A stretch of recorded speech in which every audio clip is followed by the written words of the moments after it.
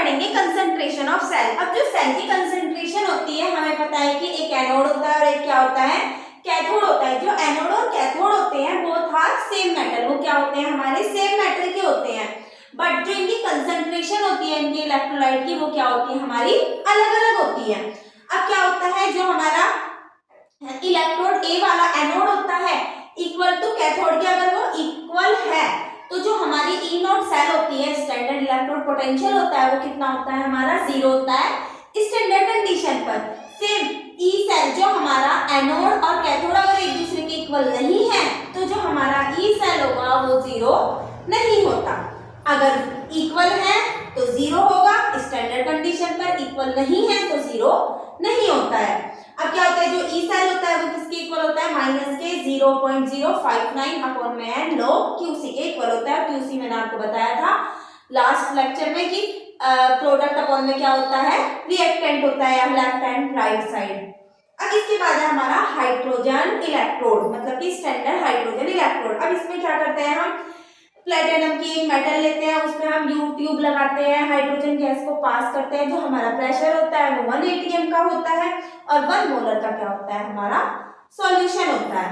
हम क्या लेंगे, H2 लिए, हाफ मोलिक्यूल मतलब कि एक हाइड्रोजन लिया तो ये एक H+ आयन बनेगा और इलेक्ट्रॉन निकल गया। जो हमारा प्रेशर है वो क्या होगा, हमारा 1 atm होता है और जो हमारी मोलरिटी होती है वो 1 मोलर होती है। अज्यूम करना है हमें कि जो प्रोडक्ट अपॉन में रिएक्टेंट है वो इक्वल टू 0 के इक्वल है, मतलब कि ई नोट की वैल्यू जो स्टैंडर्ड ई नोट है H+ आयन अपॉन में हाफ H2 क्या है, 0 के इक्वल है। अब क्या है, इसके बाद हमें ये जो है गैस आयन इलेक्ट्रोलाइट भी से कहा जाता है। स्टैंडर्ड हाइड्रोजन इलेक्ट्रोड क्या होता है, इसे रेफरेंस इलेक्ट्रोड भी कहा जाता है। इसमें जो हमारा प्रेशर होता है 1 atm लेते हैं, कंसंट्रेशन जो होती है वो 1 मोलर कंसंट्रेशन हाइड्रोजन आयन को लेते हैं, हाइड्रोजन को लिया जा रहा है, hydrogen electrode potential hydrogen electrode इसलिए ये कहलाता है। केमिकल सीरीज होती है, उसके अंदर क्या होता है, इनमें क्या करना है, रेडॉक्स के बेस पे, जो रेडॉक्स कपल्स होते हैं उसके बेस पे लेनी है स्टैंडर्ड रिडक्शन पोटेंशियल के हिसाब से। जो हमारा लिथियम होता है उसका रिडक्शन स्टैंडर्ड रिडक्शन पोटेंशियल कितना होता है, माइनस के 03.05 वोल्ट होता है और जो जिंक है उसका इलेक्ट्रोड पोटेंशियल Zn+2 का कितना होता है, माइनस के 0.76 होता है और जो आयरन Fe+2 होता है इसका माइनस के 0.45 होता है वोल्ट। हाइड्रोजन का 0 होता है, हाइड्रोजन से नीचे वालों का सबका क्या होता है, प्लस होता है। कॉपर का 0.34 वोल्ट होता है, जो सिल्वर होता है Ag+ उसका 0.8 वोल्ट होता है और जो हमारा वो होता है फ्लोरीन होता है उसका 2.85 होता है। ये जो कुछ हमारे जो रिडक्शन पोटेंशियल है ये वाले हमें रिमेंबर भी रखने होते हैं। अब इसके बाद हम क्या पढ़ेंगे, इलेक्ट्रोकेमिकल सेल के बारे में पढ़ेंगे। अब इलेक्ट्रोलाइटिक सेल के बारे में पढ़ेंगे। जो जर्नल होता है इलेक्ट्रोलाइटिक सेल होती है, ये क्या करती है, हमारी केमिकल एनर्जी को इलेक्ट्रिकल एनर्जी में चेंज करती है और इसके अंदर जो ऑक्सीडेशन होता है वो एनोड का होता है और रिडक्शन किसका होता है, हमारे कैथोड का होता है। ठीक है, अब हमें याद रखना है factor on which product at electrode depend. जो प्रोडक्ट होता है इलेक्ट्रोड का वो कौन से फैक्टर पे डिपेंड करता है, एक तो नेचर ऑफ इलेक्ट्रोलाइट और नेचर ऑफ इलेक्ट्रोड का नेचर कैसा है। अब क्या है, अगर हमारे डिफरेंट इलेक्ट्रोड्स हैं मतलब कि डिफरेंट इलेक्ट्रोलाइट्स है, हैव अ डिफरेंट प्रोडक्ट, अलग अलग है तो प्रोडक्ट भी क्या आएगा, अलग अलग आएगा। मोल्टन स्टेट क्या होती है, मोल्टन स्टेट में या फिर एक्वस स्टेट में होते हैं। अगर एक्वस में है तो या तो कंसंट्रेशन होगा या फिर डाइल्यूटेड होता है। अब या तो मोल्टन स्टेट है या फिर एक्वस होती है, अगर एक्वस है तो कंसंट्रेटेड या फिर डाइल्यूटेड होगा हमारा सॉल्यूशन। नेचर ऑफ इलेक्ट्रोलाइट क्या होता है, अगर इनर्ट है तो प्लैटिनम होगी और अगर एक्टिव है तो यानी कि वो रिएक्टिव होता है। अब क्या लेते हैं, हम एक चैम्बर लेते हैं, उसमें हम दो रोड को लगाते हैं, कैथोड की और एक एनोड की रोड होती है। जो एनोड वाली होती है वो नेगेटिव वाली होती है, कैथोड वाली क्या होती है, हमारी पॉजिटिव वाली होती है। एक इलेक्ट्रोलाइट का सॉल्यूशन होता है जो Ag का है, मोल्टन स्टेट में होता है, मतलब कि अपनी एक्वस पानी वाली पिघली हुई जो मेटल है वो थोड़ी सी पिघल गई है, उसे मोल्टन स्टेट बोलते हैं। अब जो एनोड वाला है वो नेगेटिव वाला है, कैथोड वाला पॉजिटिव वाला है। बैटरी का एंड जोड़ा, बड़े वाले एंड को पॉजिटिव एंड बोलते हैं, छोटे वाले को नेगेटिव। तो प्लस कहाँ जा रहा, माइनस के पास, माइनस कहाँ जा रहा, प्लस के पास। अब क्या होता है, जो हमारा इलेक्ट्रॉन का फ्लो होता है वो एनोड से कैथोड की तरफ को होता है और जो करंट का फ्लो होता है वो कैथोड टू एनोड की तरफ होता है। इलेक्ट्रॉन का फ्लो कहाँ होता है, इधर से इधर, एनोड से कैथोड, और करंट का फ्लो कहाँ होता है, कैथोड से एनोड की तरफ को देखने को मिलता है। ये हमारी इलेक्ट्रोलाइटिक सेल थी जो जनरल हमें याद ही रखना होता है, ठीक है। अब इलेक्ट्रिक प्रोडक्ट एट इलेक्ट्रोड, जो हमारा क्वालिटेटिव प्रोडक्ट्स होते हैं इलेक्ट्रोड के पास, वो कैसे होते हैं, जो हमारा फर्स्ट स्टेप उसमें क्या है, मोल्टन NaCl।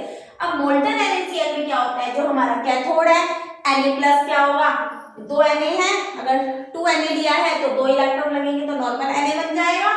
और जो हमारा सोडियम है वो क्या करेगा, फॉर्म एट कैथोड की साइड फॉर्म होगा।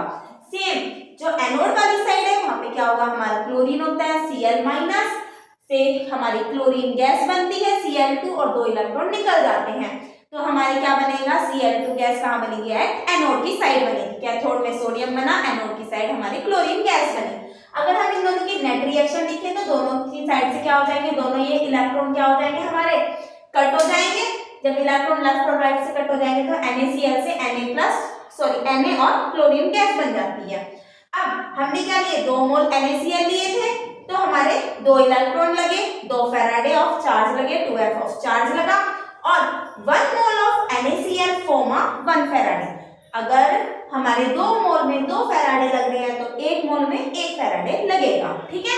अब इसके बाद जो हमारा नेक्स्ट है, तो जो नेक्स्ट है वो क्या है, एक्वस कंसंट्रेटेड मीडियम है। इसमें हम ब्राइन का सॉल्यूशन लेते हैं। जो ब्राइन का सॉल्यूशन होता है वो क्या होता है, हमारा एक्वस NaCl का सॉल्यूशन ही होता है, जिसे कहा जाता है NaCl के सॉल्यूशन को ही ब्राइन कहते हैं। अब इसमें क्या लेंगे, 1 with a large reduction potential. जो हमारा एक लेंगे हम 1 with a large standard reduction potential get reduce at cathode and 1 with a smaller reduction potential oxidize at anode।